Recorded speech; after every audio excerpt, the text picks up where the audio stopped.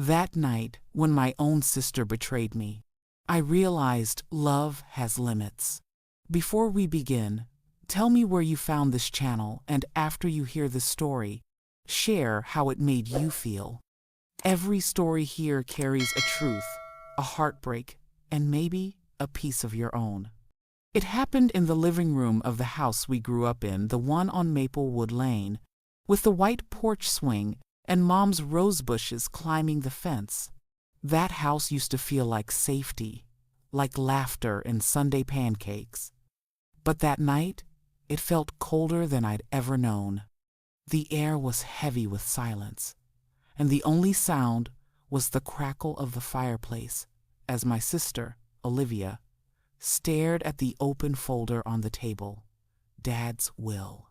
The lawyer's voice was calm, detached, the kind of tone that doesn't care it's about to rip a family apart. All assets, including the family home, savings, and business shares, are to be transferred to Olivia Carter. I remember the words hitting me like a slap. My throat went dry. I blinked, waiting for him to correct himself to say my name. But he didn't. It was all hers. Olivia sat still for a second, pretending to be shocked. But I saw the flicker, that tiny flash in her eyes that told me she already knew, that she'd been expecting this, maybe even planning it. For a moment, I couldn't breathe. Dad and I had always been close. I was the one who handled his doctor's appointments, who stayed with him through chemo, who sat up all night holding his hand when the pain got bad. Olivia rarely showed up. She always had somewhere to be, something to do, and yet somehow she ended up with everything. When the lawyer left, it was just the two of us. The silence between us was thick enough to choke on. Finally, I said her name softly, afraid of what would come out if I yelled. "Liv, how long have you known?" She didn't even flinch. She just looked up at me, her lips curling into that polished little half smile she'd perfected since high school. "It's not my fault, Dad. Trusted me more, Emma," she said. Maybe he finally saw who was really capable. Capable. That word sliced through me. I had given up my job to take care of Dad. I'd missed birthdays, dates, sleep, all because she couldn't be bothered. And now she was standing there, looking at me like I was the problem. "Capable?" I whispered. "You didn't even show up when he was dying." Something shifted in her expression, then not guilt, not remorse, just cold annoyance. "I'm sorry, Emma, but you've always played the victim. Dad made his choice. Maybe you should accept it." That was the moment I realized I'd lost her for good. I didn't fight. I didn't scream. I just picked up my coat, walked past her, and stepped out into the freezing night air. The snow was falling softly, and through the window, I could still see her standing there, perfectly still, her hand resting on the table, her shoulders straight like she'd won. I drove all night. I didn't even know where I was going, only that I couldn't stay there. Every memory of that house of Christmas, the next few months, were survival mode. I rented a small one-bedroom apartment on the east side of town, started working long shifts at the diner just to pay rent. Mom tried to call, but I couldn't answer. I wasn't ready to hear the pity in her voice. I told myself time would make it easier. But grief doesn't fade. When it's mixed with betrayal, it festers. Especially when it comes from the one person who shared your childhood, your blood, your secrets. Then one day, I saw her on TV. She was smiling on some local news segment, standing in front of Dad's company logo. Olivia Carter, the new CEO of Carter Industries. My stomach twisted. She looked radiant, confident, powerful, untouchable, like she'd rewritten the story and erased me completely. I didn't hate her, not yet, I just couldn't understand how someone could burn every bridge and still look so proud standing in the ashes. But life has a way of circling back. And a few months later, Olivia showed up at my door, not in her polished suit or her perfect hair. This time, she looked scared. Her eyes were red, her hands shaking as she said, "Emma, I need your help." And just like that, the past I'd been running from came crashing back into my life. When I opened the door that night, I almost didn't recognize her.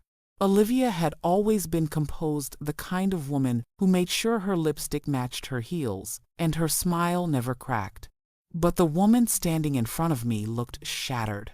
Her hair was unkempt, her eyes swollen, and her coat barely hanging on her shoulders. For a moment, neither of us spoke. The air between us felt too heavy, too full of ghosts. Finally, I stepped aside. "Come in," I said quietly. She hesitated just for a second, then crossed the threshold. The moment she entered, it felt like the past followed her in.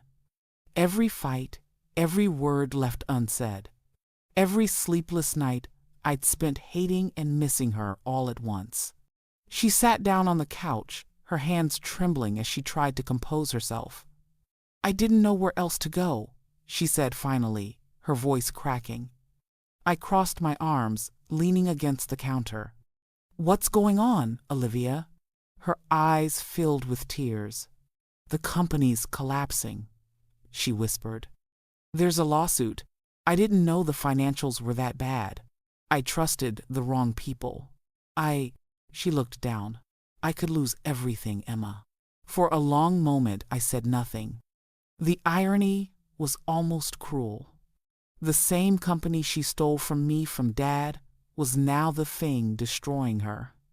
"Why come to me?" I asked, my tone sharper than I meant it to be. "Because you're the only one who can fix it." She looked up at me, desperate. "You know the business better than I do. You worked with Dad for years. You understand how it runs. Please, Emma, I need you." I wanted to laugh, but the sound caught in my throat. "You need me now?" I said slowly. "After what you did? After you shut me out of Dad's will, took everything and pretended I didn't exist?" She wiped her eyes, her voice shaking. "I didn't mean for it to happen like that. I swear. I thought Dad was doing what was best for us. I didn't." "No, stop." I cut her off. "Don't lie to me again." Her silence was answer enough. I turned away, my heart pounding. Every part of me screamed to throw her out, to finally make her feel the same abandonment I'd felt. But something in me couldn't.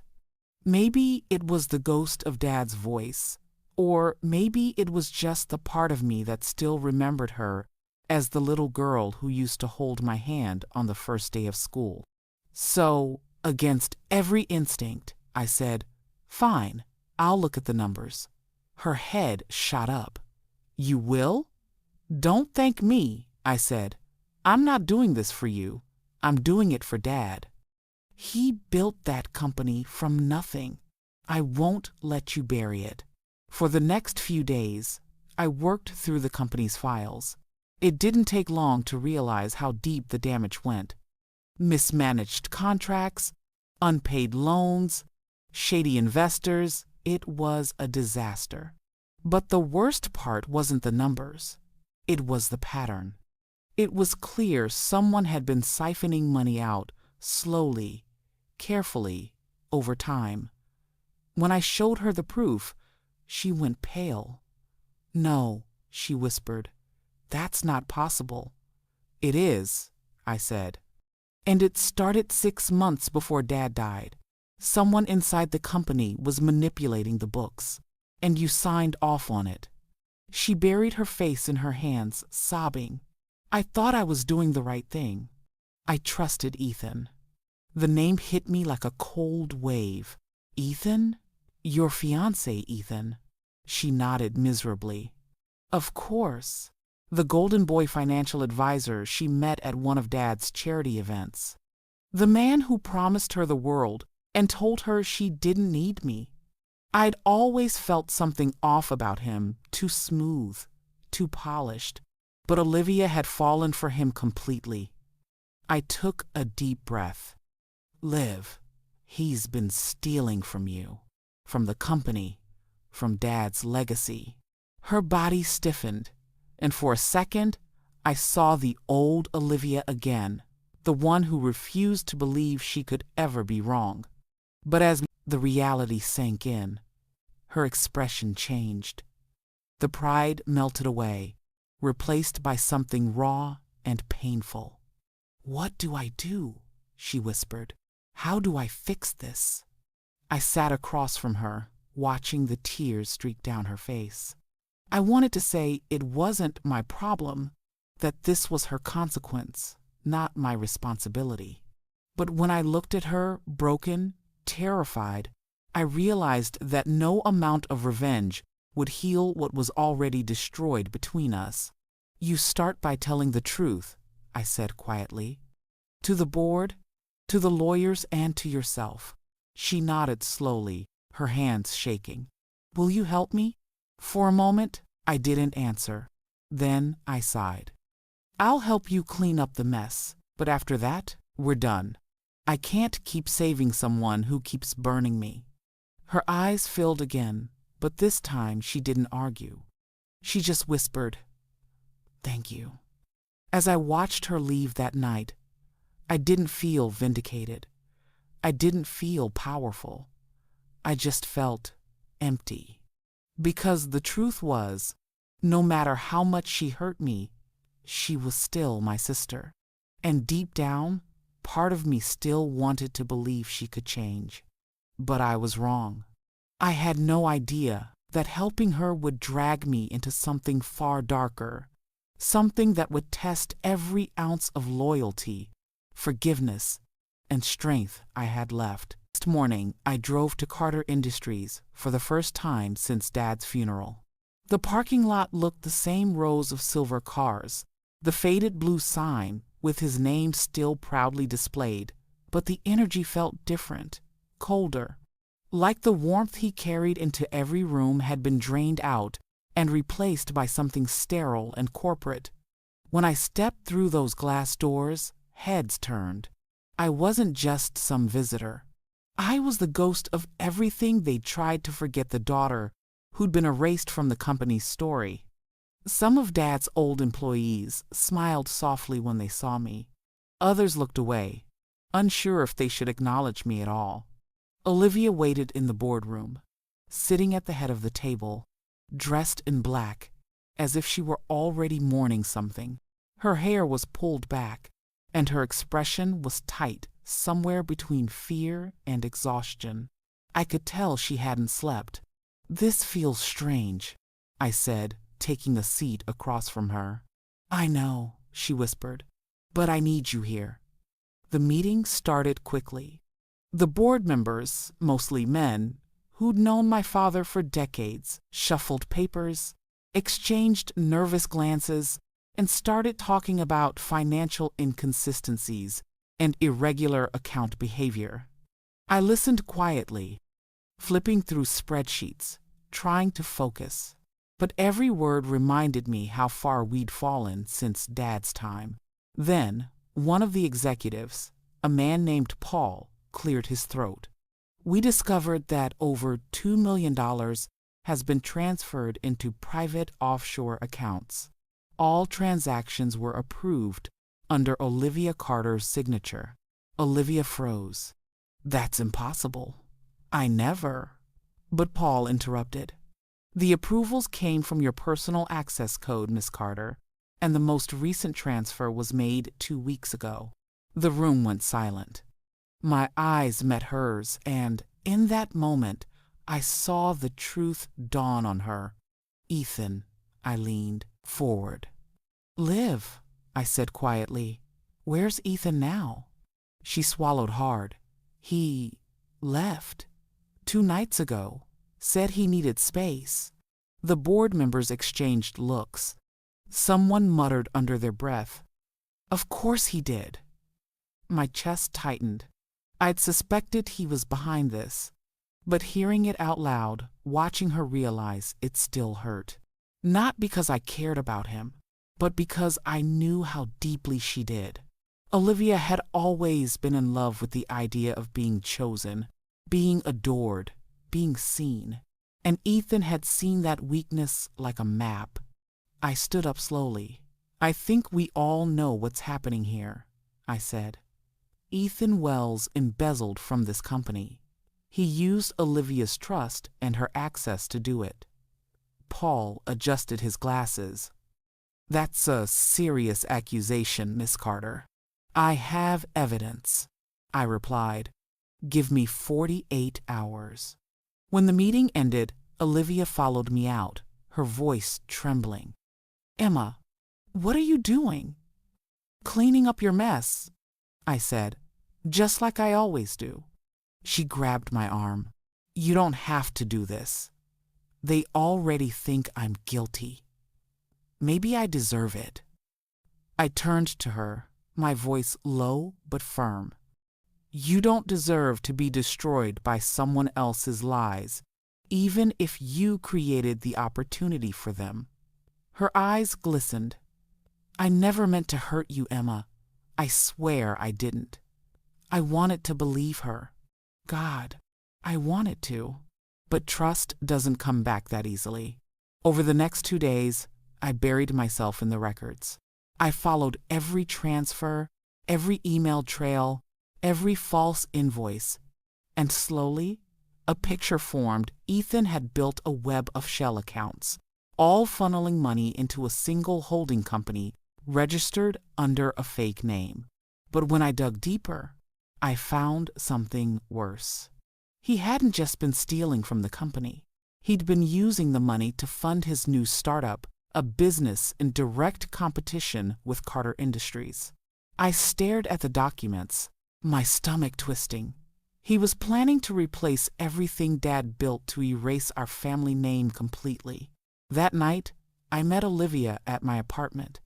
She sat on the couch, pale and trembling, while I laid out the evidence.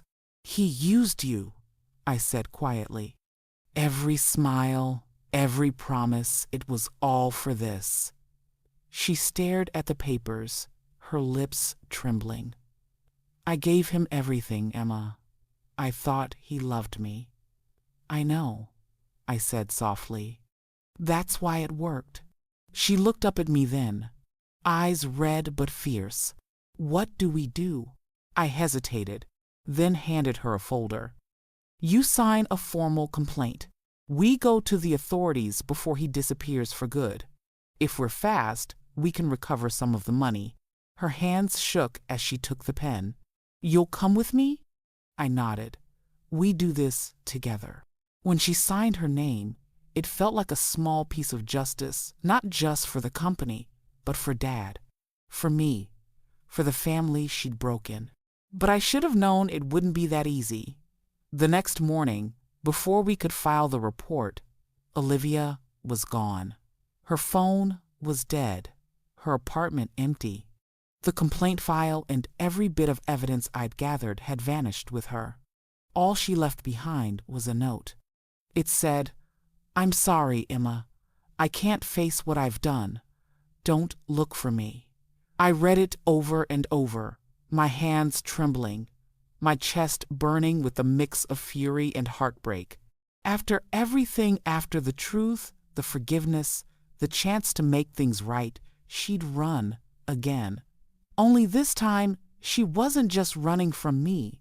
She was running from herself. For 3 days, I couldn't sleep. I kept pacing my apartment, staring at the note Olivia left behind.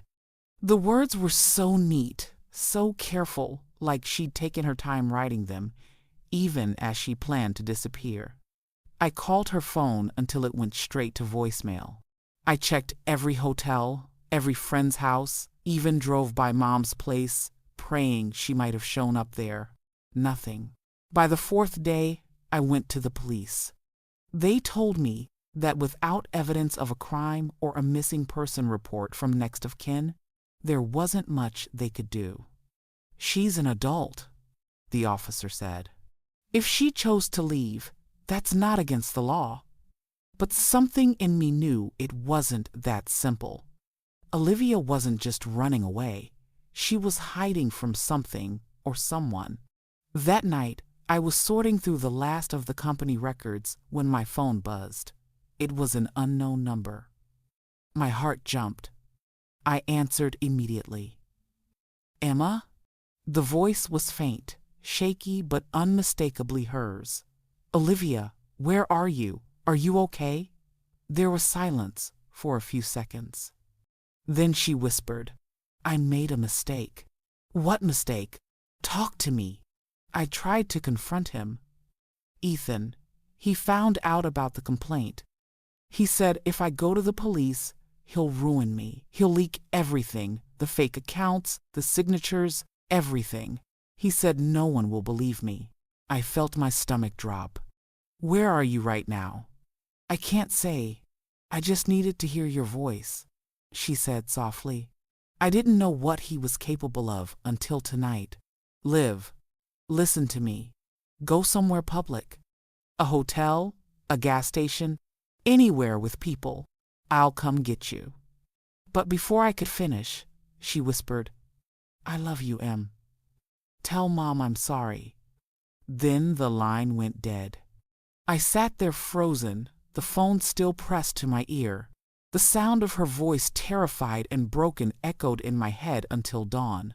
The next morning, I called the police again and filed a missing person report. I handed them everything, the bank records, the emails, the evidence I'd copied before she disappeared. They promised to look into it, but I could tell from their faces they thought she was just another runaway executive who'd cracked under pressure. Weeks passed. Then, out of nowhere, a detective called. They'd found Olivia's car abandoned near a lake 2 towns over. The driver's side door was open, her purse still inside, her phone shattered on the ground. There was no sign of her, no footprints, no struggle, just emptiness. I remember driving there in silence, gripping the steering wheel so tightly my knuckles turned white. When I saw the car, it felt like the world tilted sideways. The cold wind whipped across the water, carrying the faint smell of pine and mud. Her scarf was tangled in the reeds near the shore, the same scarf I'd given her one Christmas when we still laughed together. The police searched for weeks. Drones, divers, dogs, nothing. No body, no trace. Ethan denied everything, of course. He claimed she'd left him after an argument, that she was unstable and under too much pressure. But the way he smiled through the interviews made my blood boil. He was too calm, too clean. He knew something. I could feel it. One night, I went back to the lake alone. I don't even know why. Maybe I thought I'd feel closer to her somehow. The moon reflected off the surface, pale and cold. I sat there for hours, whispering into the darkness. "I'm sorry, Liv. I should have stopped you from trusting him. I should have protected you like I promised." The wind picked up, rustling through the trees. Somewhere in the distance, an owl cried. It sounded like grief.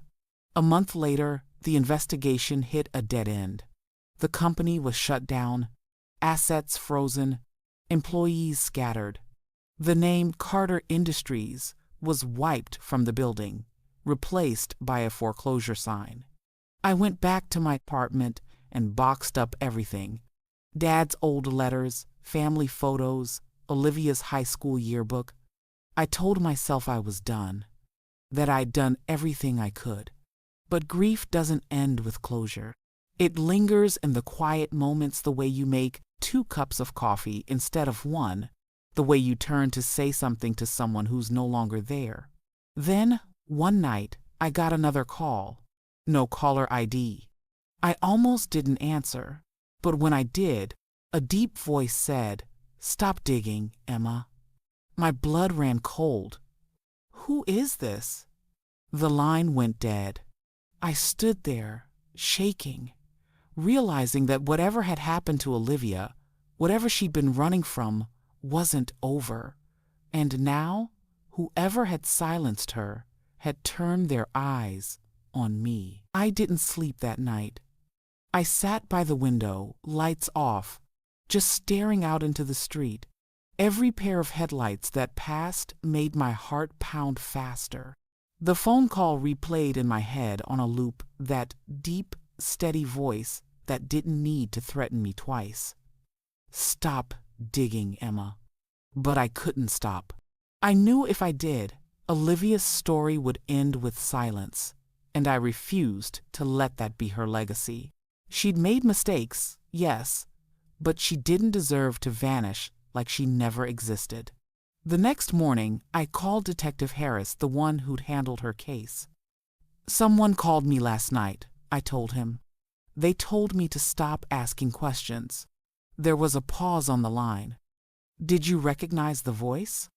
No, but it was male, calm, confident, like he knew I wouldn't ignore him. He sighed. Emma, these kinds of calls happen sometimes in high-profile cases. Could have been a prank. It wasn't a prank, I said. He knew what I was doing. The detective promised to note it down, but I could hear the skepticism in his voice. To him, I was just another grieving sister who couldn't move on. So I decided to find answers myself. I started digging through Ethan's company records, the new startup he'd launched with money stolen from Dad's business. It was called Westfield Dynamics. On the surface, it looked legitimate. A tech firm with investors, employees, offices downtown. But the deeper I looked, the stranger it got. Half the investors didn't exist. The business addresses traced back to empty lots. One name kept appearing over and over. Raymond Cole, an investor, listed as a silent partner in almost every document. I found him after 2 days of searching, a man in his 50s, slick, with a smile that didn't reach his eyes. When I called pretending to be an investor interested in Westfield, he agreed to meet me at a cafe on the east side. He showed up in a navy suit, expensive, watch, and the kind of confidence that comes from knowing he's untouchable. Miss Carter, he greeted, his grin thin. I was surprised to hear from you. You've been busy, haven't you? Something about the way he said that sent a chill down my spine. I'm looking for my sister, I said. Olivia Carter. You might have heard about her disappearance. His eyes flickered just for a second before his smile returned. Tragic situation, he said smoothly. I didn't know her well. Funny, I replied, because her name is on multiple transactions connected to your company. He leaned back, still smiling, but the warmth had drained from his face. You're making dangerous assumptions. I'm not making assumptions, I said, sliding a folder across the table. These are bank records. You and Ethan were transferring money through fake accounts months before Olivia disappeared. You think I wouldn't find that? His jaw tightened, but he didn't break composure. He just looked at me long, quiet, assessing. Then he said softly, You should be careful what you look for, Miss Carter. Some things aren't meant to be found. I stood up. You sound like the man who called me last night. For the first time, his smile vanished. That was all the confirmation I needed. I walked out of the cafe, heart pounding, knowing I'd just poked a hornet's nest. I didn't even make it home before I noticed a black SUV in my rearview mirror. No plates, tinted windows. It followed me for miles. When I turned into my apartment complex, the SUV drove past slowly, its windows rolling down just enough for me to see the man inside. Raymond? He gave me a small, knowing nod before driving off. That night, I sat in the dark again, clutching my phone. I thought about calling the police, but what would I say? That a powerful man smiled at me too hard? That I was scared of shadows following my car? They'd think I was paranoid. So instead, I started writing everything down, every name, every account, every place Olivia had gone before she disappeared. I kept backups of the evidence, hidden in 3 different locations. If they wanted me to stop digging, they'd have to bury me too. A week later, I got another call, this time from a woman. Her voice was hushed, shaking. "Is this Emma Carter?" "Yes. Who is this?" I used to work for Westfield," she whispered. "I saw what they did to your sister." My heart froze. "What do you mean? What did they do to her?" The woman hesitated. "They wanted her gone. She found out about the offshore accounts, and she tried to expose them. But Ethan, he was in too deep. When she threatened to go to the police, they made her disappear." "Do you know where she is?" I demanded. "No," she said quickly. "But I know someone who might. Meet me tomorrow night, Pier 17, 10 o'clock. Don't tell anyone you're coming." Before I could ask her name, the line cut out. I sat there for a long time, phone pressed to my chest, shaking. Pier 17 was 2 hours away, an old freight dock that hadn't been used in years. Something about it felt wrong. But if there was even a chance that my sister was alive, I had to go. So I packed a flashlight, my recorder, and the folder of evidence. As I drove into the night, the roads empty and silent, a single thought echoed in my head. Whatever I found at that pier, it would change everything. Type continue to receive the next part. The drive to Pier 17 felt like a descent into another world, the kind where the air itself carried secrets. The further I got from the city, the darker it became. The road stretched into nothing but fog and broken streetlights, each one flickering like a dying heartbeat. My phone lost signal halfway there, and the GPS froze on the screen, as if even technology didn't want to go where I was headed. When I finally reached the pier, it looked exactly how you'd imagine a place where bad things happen. Abandoned warehouses, graffiti-covered walls, and the faint smell of salt and rust. The water below was black, thick with reflection, like a mirror that could swallow you whole. I parked near an old loading dock and waited. The clock on my dashboard read 9:57 p.m. At exactly 10, a faint sound broke the silence. Footsteps, slow and cautious. I turned toward the sound, my flashlight trembling in my hand. A woman emerged from the shadows, mid-30s, wearing a worn hoodie and a baseball cap pulled low. Her eyes darted around nervously. "Emma?" "Yes," I said. "You're the one who called me?" She nodded. "Name's Rachel. I used to do bookkeeping for Westfield Dynamics. I quit after I realized what they were hiding." "What were they hiding?" I asked. She hesitated, glancing over her shoulder. "Money laundering mostly, offshore accounts. But there's more.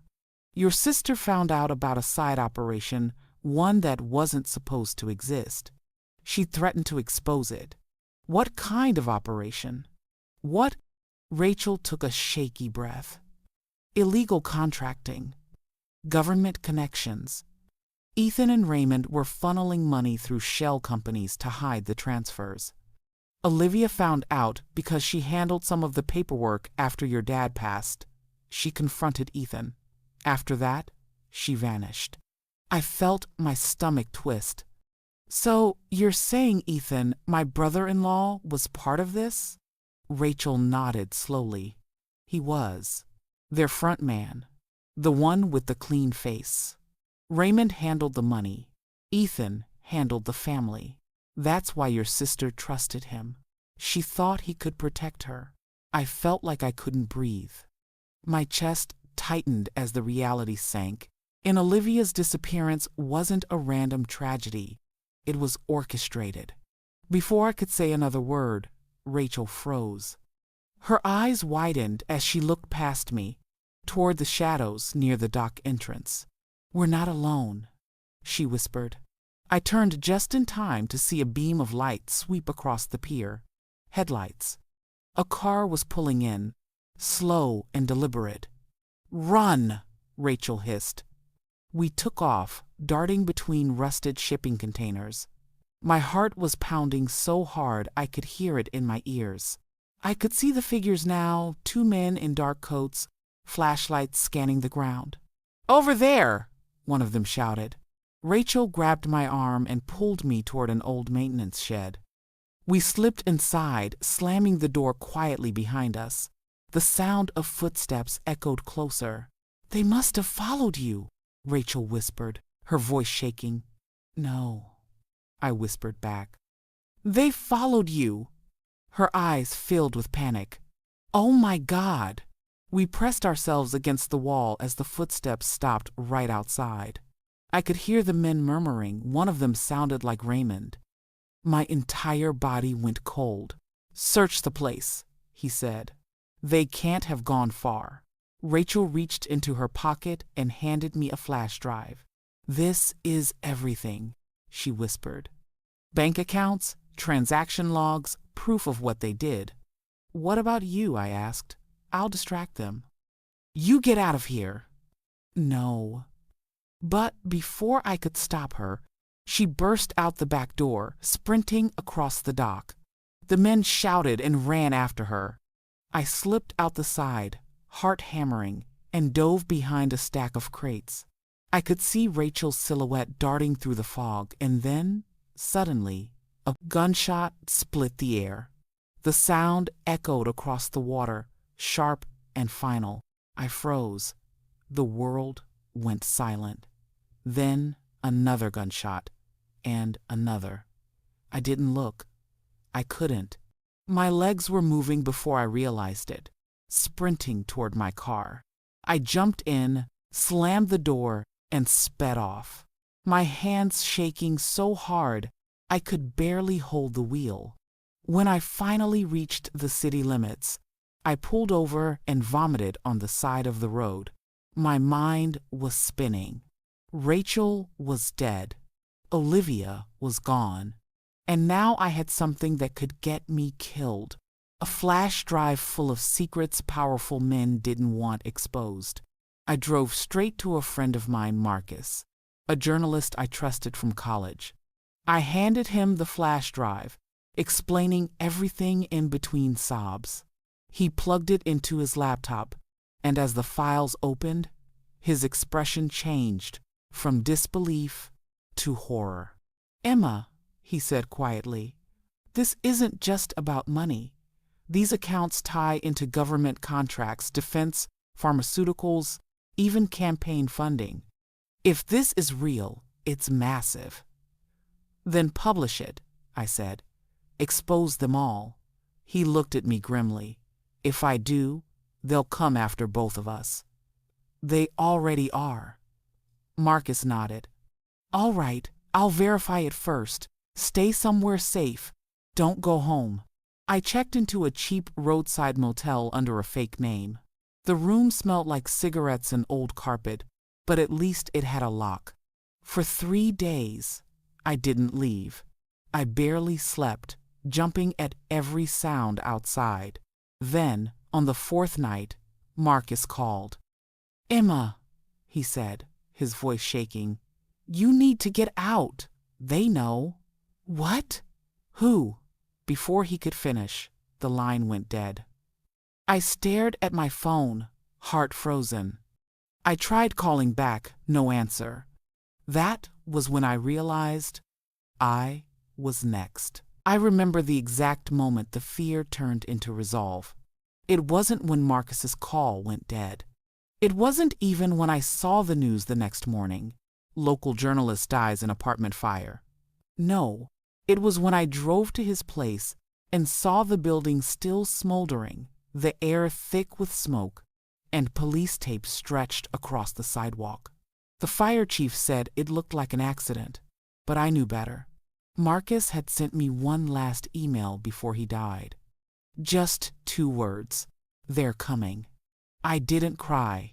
I couldn't. It was like my body refused to waste any more tears. Grief had turned to something sharper fury, cold and focused.